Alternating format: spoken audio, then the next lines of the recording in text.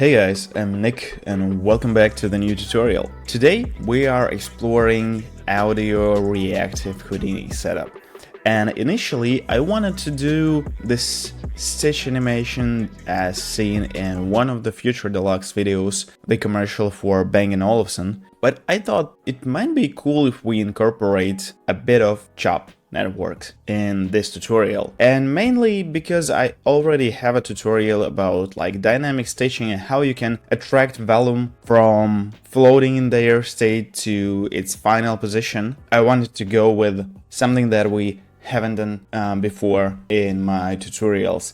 So yeah, obviously my first step here would be going to Instagram and clicking to add new reel, and then there are these audios. And by the way, for your maximum exposure, I found that actually the songs that Instagram suggests you are more likely to blow up your reels. So I picked this one.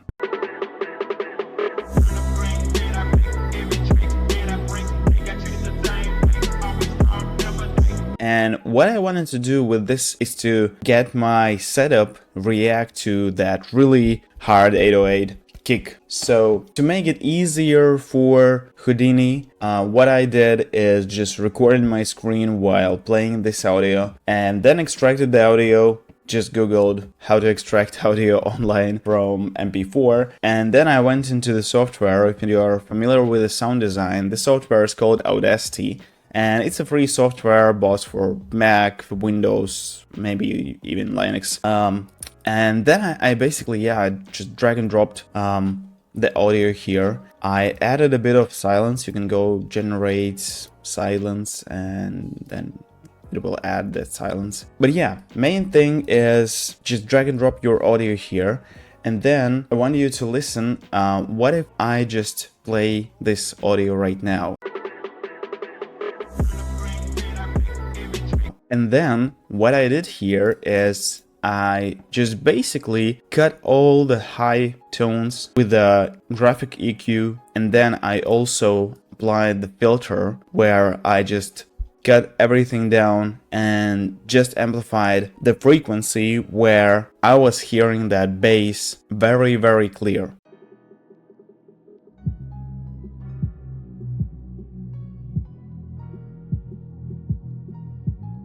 So after that's done, you can go and export it as an MP3, and you can use that MP3 in Houdini in the chop network. But I just found that with this approach, when you modify the audio a bit, it makes Houdini easier to detect beats that I actually want to be detected. There are sort of low pass and high pass filters and chop nets, but to be honest, I'm not a huge fan of chops. These are still it's a context that I have never used before, and this tutorial is more like a dipping your toe than going like all into the chops. All right, once we have our audio, we can go into Houdini, and I want to just drop my geo and I want to name it class.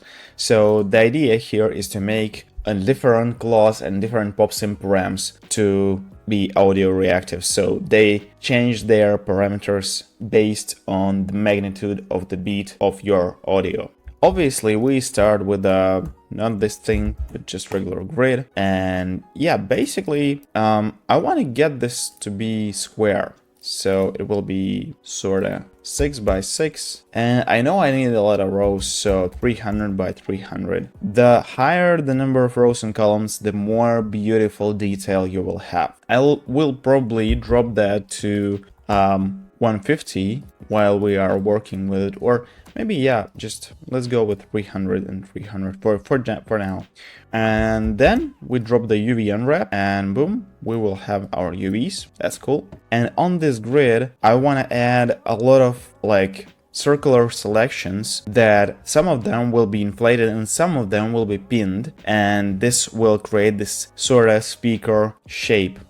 So now if I drop a circle and add a lot more subdivisions to that circle, and then add a tube with the radius scale at 1.8 and again 120 columns, add a boolean between them, circle to geometry A, tube to geometry B and nothing happens. I assume we need to change the orientation of my circle to be ZX, and then for my tube, oh, it actually works. But yeah, in Boolean, let's treat set A as a surface. So yeah, here we have just a sort of ring. And then another thing I want to do is add a box and copy this circle here and copy box to the points of my circle. But before we do that, we definitely don't need 120 points, so just let's go with 8. If I copy my boxes and preview, you can see they're damn too big. So, and I also want them to be rotated accordingly to their position.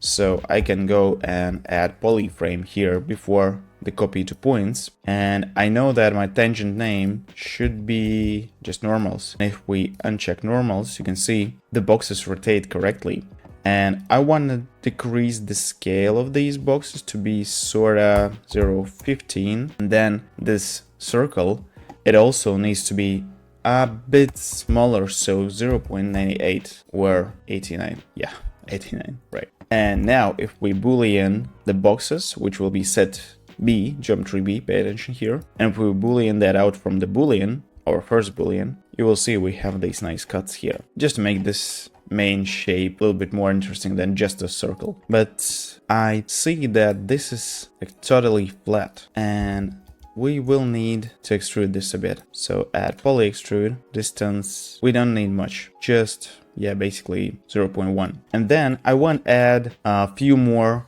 loops here, not like loops, but more like circles.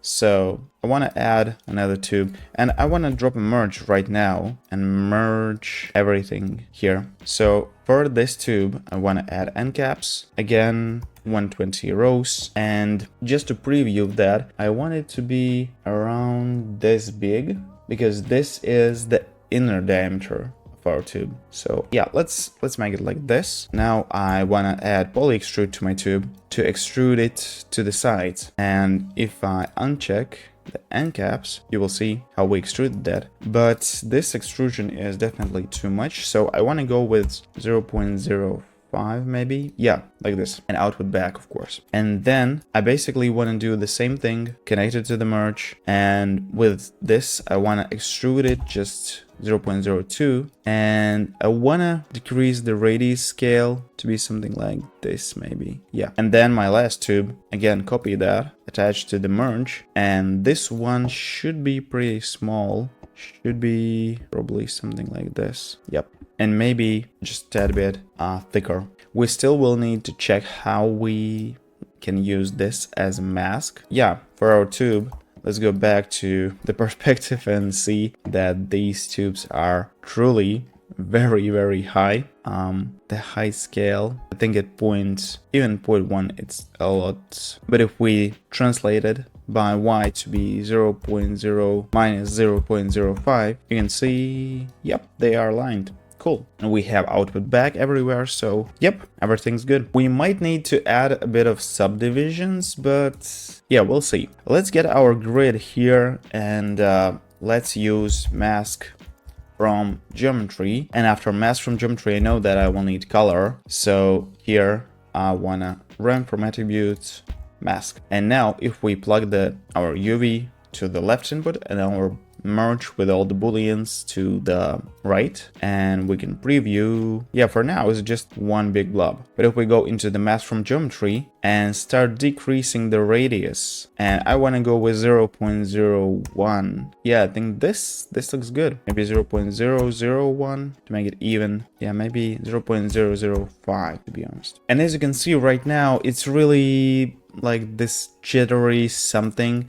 And if you go like I did twice as these rows, you will see it becomes less jittery. So, but with the 600 columns and rows, it will be much slower to simulate. So for now, let's stay at the 300 rows and columns. All right, now I need to add a lot of groups. My first one will just determine the shape where our speaker is. So let me just drop a sphere and drop a group. I want to name this speaker PT. speaker points. And then sphere goes as a bounding object of our group. And because we set the group type to be points, keeping bounding regions should be checked and bounding object could be selected. So now we just want to align our sphere with the shape of the speaker. So we can select polygon and uniform scale, select it to be roughly covering, and obviously, yeah, frequency could be better, could be more, roughly covering the shape. And I think we are good. Yeah, I think we are good with this one. Then we will need to add our pin group. So let's go and click another group. Let's call this one pin, group type points, and we are selecting every point that has the white color data on it. So add CDR more than 0.1, for example. So yep, here we are. Probably I wanna go 0.01 or essentially more than 0, because I actually, yeah, you know, see, this point does not have that value of white color because it's actually surrounded by black points here. Yeah, but I think it will still work for us. All right, now I want to select all the black parts within the speaker. We can go, and this time we go with group combine. So I want to name this group as inflated PT or inflate PT, the ones that I will be inflating. And this should be equal to my speaker points, which are these, but just without this pin group. So I want to select this operation to be subtraction with pin. And here we have all the points here within the speaker group. But we will also need these points or this group as primitives. So group promote, and I want to promote my group called inflate PT to inflate prim. I want to keep the original group, so check this checkbox, and I want to convert from points to primitives. And here you can see we are selecting these polygons here, which is not really correct. So there are two options. Either we actually go with like 600 rows and 600 columns, and then you see, yeah, it basically becomes a lot more beautiful. But if we don't have this option, just for now, when we are still working with this, where we are developing the look, we can go with include only entirely contained elements in the original group. Then you will see it does not expand that selection. All right, cool. Now what we want to do is set up our Vellum sim for this one. So I went with the DOP network, but I think we can just do that with a sub-level Vellum. So let's configure our clause first. Configure clause. So I know I wanna really none that stuff clause here. So let's go with stretch at multiplier set by 1 and stiffness at this 0.001. 0.000001. For this clause, I want to set my pin group. I want to set it to be soft and match animation. I'll explain that a bit later. And this basically determines how all this piece of cloth will react. What I want to do now is add another Vellum clause. And for this one, I just want to target my inflate prim group, this one. So in your Vellum clause constraints here in the group tab, you can select inflate prim, and now all these constraints are only for that inflate prim. I definitely, yeah, again, want to go with one and really bendy constraint, but I don't need any pin points for this group. I just need to rename the output group of the stretch constraints to be inflate stretch. And then I want to drop the Vellum solver. And before we start simulating, I'm just wondering, can we go with like 3 and 3 for our grid? Yeah, like that. And then maybe with, oh no, divide it. So we go with a even faster simulation. Before we even plug something into the Vellum solver, we can go to the forces and disable gravity. We don't need that. And then connect the Vellum constraints to the Vellum solver. Now, if I play it, nothing will happen. So let's at least add pop wind. And at least one for my amplitude, so I can basically see some wind in action. And yeah, it works as expected. We have our pin group, which is white parts, and any other points are simulated and receive forces and will receive more properties soon. So the idea behind this one was, what if we can target wind to affect a certain group while we are adding wrestling scale using volume constraint properties? So let me disable the simulation right now and let's really quickly set up something very basic. So for my volume constraint properties, actually, I want to plug them into the source here, and I want to target my group, which is inflate stretch. And I want to go and check the wrestling scale, and for this one we can just keyframe, so hold Option or Alt, set to be 1, and at frame 15 it could be something like 1.3, like this. And then we have the wind. I want this wind to affect only certain points, which are inflate PT, the parts that are black right now inside of the speaker shape. And for this I want to set the amplitude at 0, and I want to keyframe the wind velocity again from 0 to something like 10 on the Y axis. Now if I play this simulation, you will see that we have sort of balloon something going on here. And the fiddly thing is to actually find values that you like, because we can, for example, increase the wrestling scale, the final wrestling scale to 1.5, for example, and also increase the wind to be like 30. And honestly, I don't know what we will get right now, because our clause is a bit stretchy, and yeah, I don't think that this is the result we really want to go with. And also our constraints, our pin constraints, they are soft. So yeah, just make sure with just these two keyframes you find the value that you like. I think that I am actually going with like 0 and 10 for my wind, and 1 and 1.4 for my wrestling scale. Let's just remember these numbers for now. And as you can see, this is driven only by keyframes, but we want this to be driven by the beat. Alright, so now let's drop the chop network here. You can drop it somewhere in the class, it doesn't matter actually. And here, I want to drop a file node. With my file, I want to select this audio low pass that I just created in Audacity. And to preview this file, you can click on this little speaker icon here, and you can go to Scrub, and you can go to File and select that same file, Audio LP. And now you can see that we have the waveform here in the timeline of our project. And you can see we have a beat here, and obviously right now it's buzzing and it's cooking the DOP network, but we can escape that.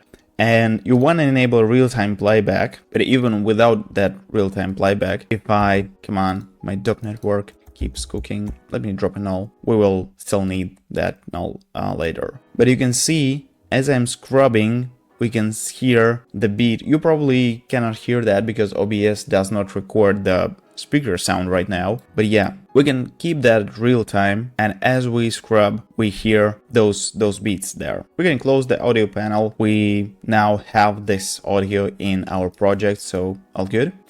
And let's go to the chop network. So here are a few nodes that we want to drop. And I want to credit channel called What I Found, because this was the first tutorial about chops that I found. And although the nodes that I will be placing, I think I saw that in multiple tutorials because the workflow is pretty straightforward, this was the one that I found and I want to reference and credit the author. So what we will be doing here is, because our file is stereo, it means 2 channels, and yeah, of course we want to see what we have here. So here's our waveform. You can see we have 2 channels, channel 0, channel 1. We don't need channel 0 or channel 1, I mean at least 1. So we drop the delete, and in the channel names write down the channel that we don't need. Right now you can see we have these show flags or display flags on multiple nodes, which is new to the ChopNet context. And yeah, we basically want to remove the display flag from the file and leave it at the delete, because then we have we visualize that particular node, and in this particular node we don't have two channels, we just have one. Then I want to drop a resample node to resample this waveform, and here again remove the delete display tag and just go with the resample. We can go with a bit more sample rates, around 100. Here you can basically see them. You can also click on this little frame indicator here, and you can see at the frame 97 we have the first spike, basically the first 808 kick length right here. After that we want to drop the envelope. An envelope will show us only the spikes because it's based on this magnitude. Let's leave the parameters here default for now, just for now. And then we want to lay a trigger node after the envelope. This triggers the signal based on the peaks of our envelope, but right now you can see it's not really what we need. Let's adjust a few parameters here. So in the trigger tab, I wanna up the trigger threshold to be 0.3. In my attack, I wanna set the attack length to be 0.3 and peak level at 0.5 with a peak length of 0. And for my sustain, I want to set the decay length to be 0.2, the sustain level to be 0, and release length to be 0.1. Now I see just a flat line in my trigger channel, so maybe we should decrease the threshold. Let's gradually... Oh yeah, now you see. Let's gradually decrease it. Yeah, I assume something like 0.04. So we have this first beat at frame 96, then we have another one at 130. But I think we can also increase the envelope width. So we have the envelope on the peaking only on the beat, and then we can play with this trigger again. Oh yeah, I think this works actually. At 0.1. I see my first spike at my first beat. After a bit of fiddling with this trigger threshold, I think we are good with this one actually. So now what we want to do is export this channel to this channel's values actually. And where we can export that, I found that you can use out chop params or something, and here you can go edit parameter interface, and you can add float parameter, let's call it amp, and you can export into this parameter. So what I want to do is go to the chopnet again, and for this I want to select the node. I want to select my out chop params, and pass will be amp, the name of the parameter that we just created. And then you want to select this export flag, and yeah, whatever, but this export flag must be selected on your node that actually exports these values to the null.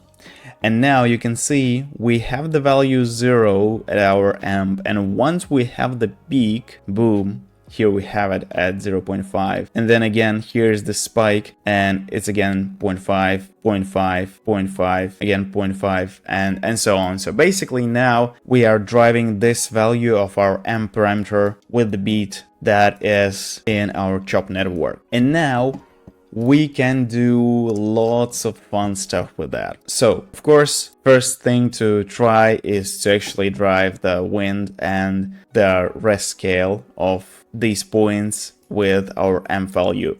So I know that my amp value basically goes from 0 to 0.5. Bearing this in mind, I want to copy parameter. And now I want to go to the volume solver, and I can delete the channels of my wind velocity and also delete the channels of my rest length scale. But go in my wind, and in my Z, I want to delete the 0 and then paste relative references. And you can see we have this amp in my Y channel of wind velocity, and I want to multiply this. I know that I want to go with some sort, I want to go with 10. Let's try multiplying this by 25, and at 97 wind velocity is 2, so yeah, we want to multiply it by not by 100 but maybe by 50. Let's try with this value here.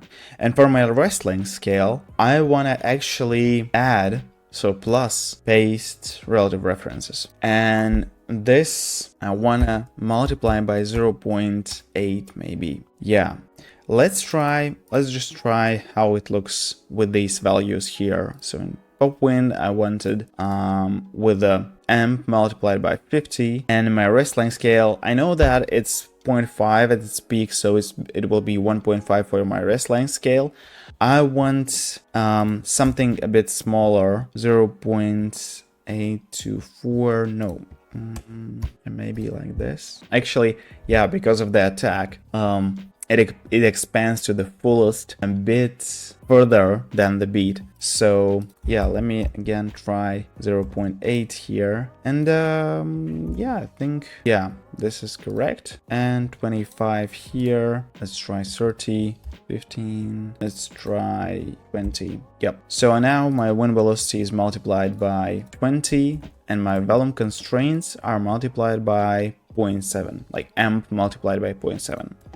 And yeah, let's try. And here it is. So look at that. Here we have the beat, and boom, our class expands. And then as the peak decreases, as the trigger is no more at this 0.5 state, you can see our claws get back to its normal position. So yeah, this looks pretty cool. And of course, we can add a lot more here. So let me just show you that we can add another pop wind. Let's disable the simulation for now.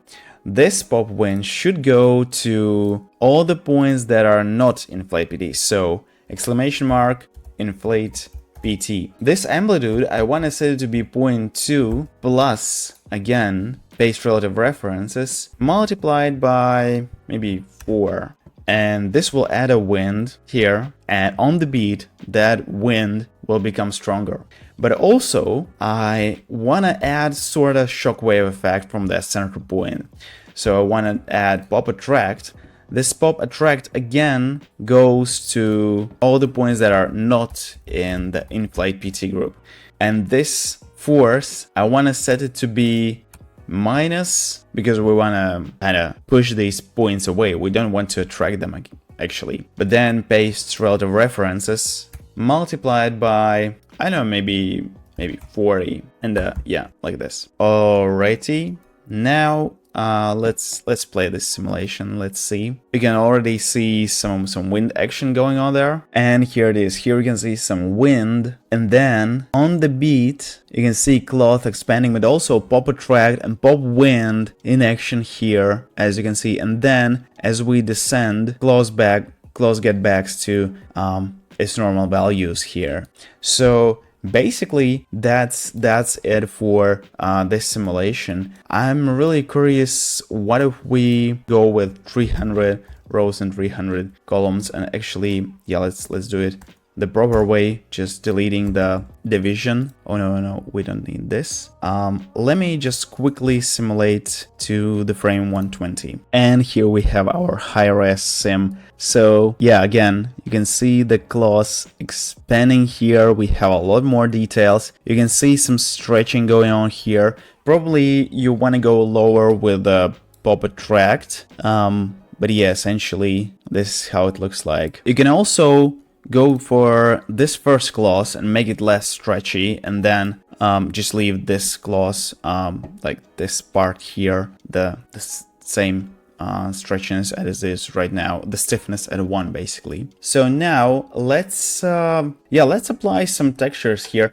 Probably for your render you want to go with a bit bigger canvas, bit bigger claws or smaller speaker, so you have it in the frame. For this one, let's maybe render it in a square format, so maybe 1000 by 1000 with a focal length of 125. Let's select our camera, zoom back a little bit like this. Yeah, probably like this. We still have this border here, so yeah, you should go with a bit bigger chunk of cloth. But essentially, what I want to do now is apply a vellum post process. In this vellum post process, you don't want to apply a weld or something. You even don't want to subdivide it right here. You just want to add stretch, stress, bend stress, and I think stretch ratio. It won't hurt for you to add these actually, but now you want to file cache it. I won't be doing that right now, but what this gives us, it gives us new parameters to play with when we will be shading this. And yeah, I won't be file caching for now. I will be just rendering this one frame. But now what you can do is drop another vellum post process. And for this one, you just need to add one bit of subdivision right here. Maybe a bit of spatial blur 0.1, maybe, not sure if we need that.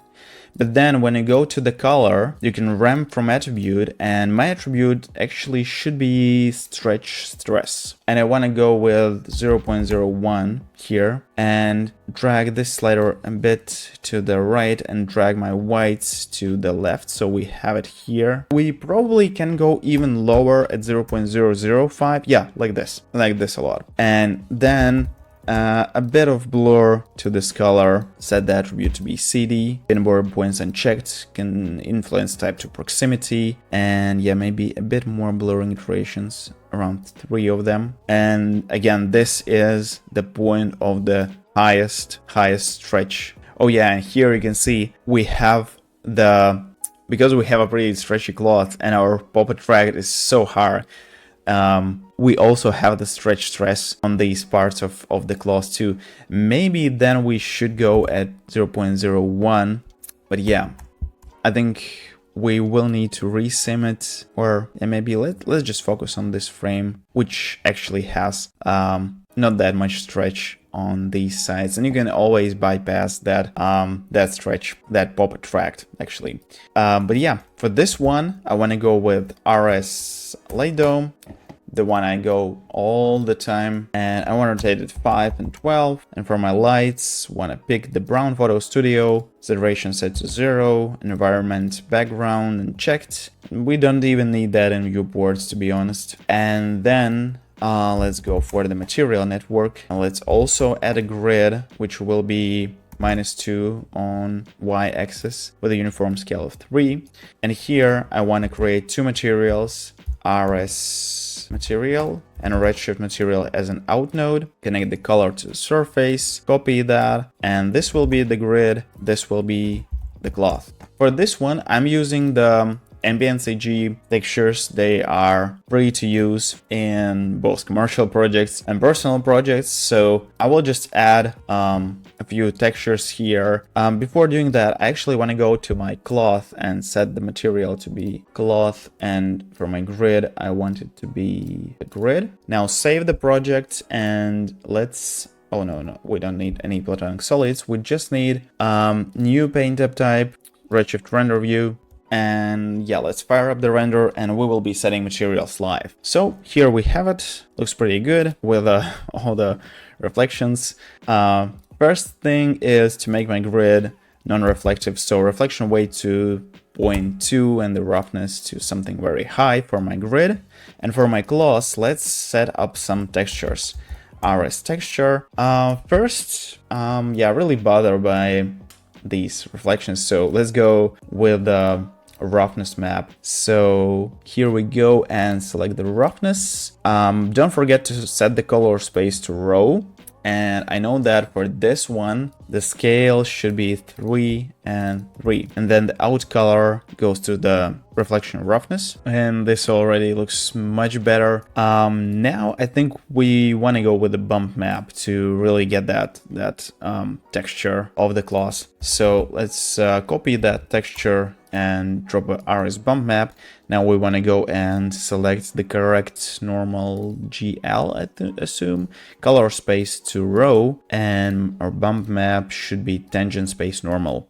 Out color to the texture input, out to the overall bump input, and I'm not sure if we are getting that texture. Let's restart the render. Oh yeah, now we have it. Yeah, and then let's colorize this actually. So what I want to do is I want to use the texture that is provided, so this color texture with the sRGB, and out color goes to the diffuse color. But then I know that this is too white, and I wanna mix another color into that. So I wanna drop RS color apps, and then RS color layer. Then I want to select my texture as the base layer of my RS color layer that then goes to diffuse.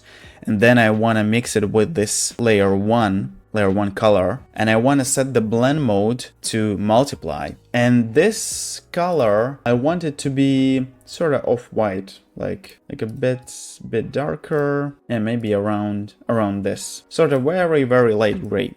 All right, that's cool. I want to copy this whole part one more time here, and then I want to change my color to be, you know, this a bit of greenish something, bit darker green, like this. And then I want to drop RS color mix. It should be like this. So our white is going to the input 1, our green is going to the input 2, and the out color goes to the diffuse color, of course. And then we can drop RS point attribute, and then we can plug the out color into the mix amount. And now if we restart the render, yeah, now we can see that where the stress is applied, we have the greenish color here. Yeah, I think we should decrease the pop attract value. Should decrease it a lot, actually. Maybe let's go with like multiplied by 10. And let me quickly resimulate this, because this doesn't look good to me. Yeah, no, this looks much better. You can adjust the stretch values to get also these parts more greenish. But yeah, what I also added here was this roughness map. I plugged that into the opacity color because I wanted this class to be sort of semi-transparent, but then not that much. And then you can go with RS color correct, and then you can adjust the gamma to make it less transparent. And also don't forget about the color controls here in your post effects. Yeah, something around this. And here is how you create this audio reactive setup in Houdini. All right, guys. That's it for today, and I really hope you learned something new. And this little dive into chops, I really hope it comes handy for your projects where you really want to show how the audio influences basically any parameter in your setup, and the possibilities here are really crazy. You can do lots and lots and lots of cool stuff. Thanks so much for watching. Next week I will be in Barcelona at OFFF. Really excited to meet some of you guys there. I'll try to record one extra video for next week, but to be honest, I'm not really sure. I will try to gather as much cool stuff on OFFF as possible and share it with you guys. But anyhow, lots of cool stuff coming next month, and I'll see you there. Bye!